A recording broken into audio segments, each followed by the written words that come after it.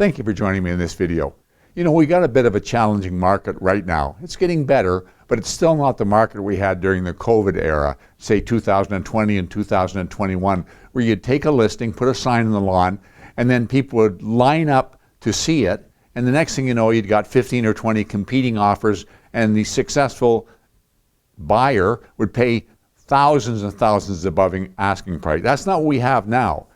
We have now some properties sit for 2, 3, 4 months. Some of them expire unsold. And it's a challenge to try and find something that will give you a unique edge in marketing the property. And I think the same thing with buyers, with rising interest rates and so on. There's a challenge to find the right fit for buyers. So we're always looking for something that would give you a bit of an edge. And when I talk about edge, I'm talking about something, for example, like a property that has an existing mortgage on it that's way below current rates and it's assumable. A lot of them aren't, but some of them are. So if you have a property with a, say, 2% mortgage that's assumable, you've got something that's going to be attractive to buyers, and some buyers will fit into that might not be able to get a mortgage at current rates. Or you may have a seller who is either a senior moving into assisted living or is an investor who wants to get out of the investment game and wants to sell out his investment property.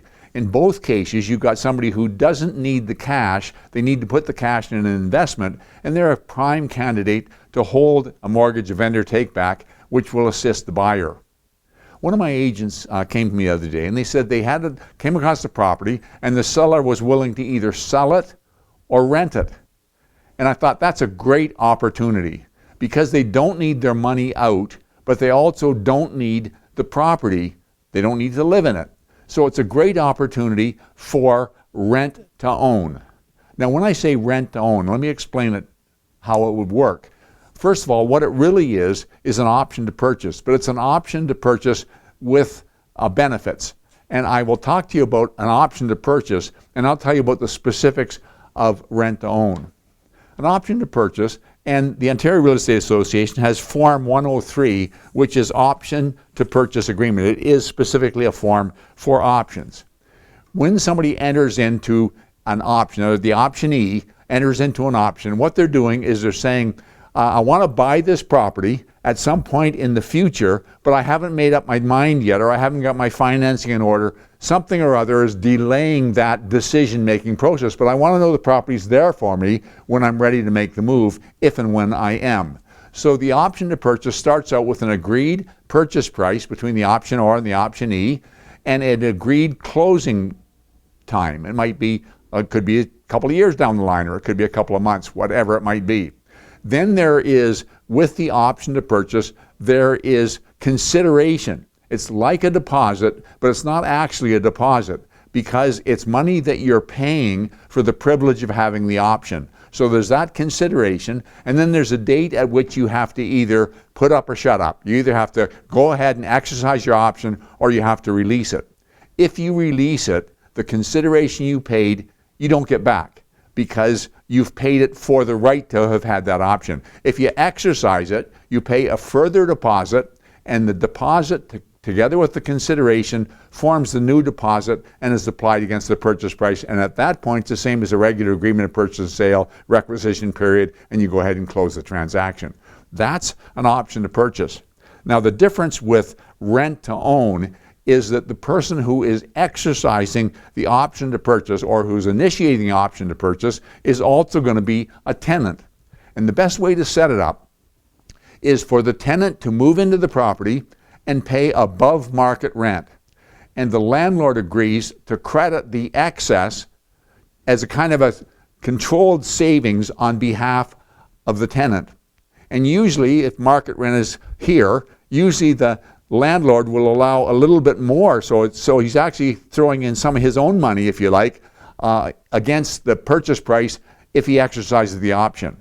I want to point out, though, that if he doesn't exercise the option, all that collateral money that he's been throwing in there is lost. It's just considered rent. So let me go through a simple example of how this might work. Let's suppose the property was valued at $600,000.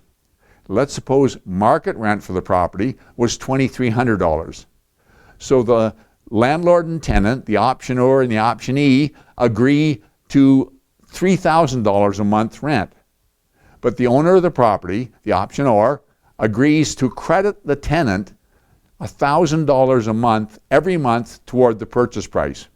And let's suppose the time period for closing the transaction is 2 years away. So that means that the tenant, every time he makes a mortgage payment, every time he makes a rental payment, he is kind of throwing into a piggy bank $1,000.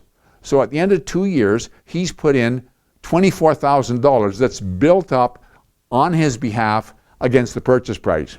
Let's suppose his consideration was $3,000, and let's suppose when he decides to exercise his option and go ahead with the transaction, he puts in a further $3,000 as deposit.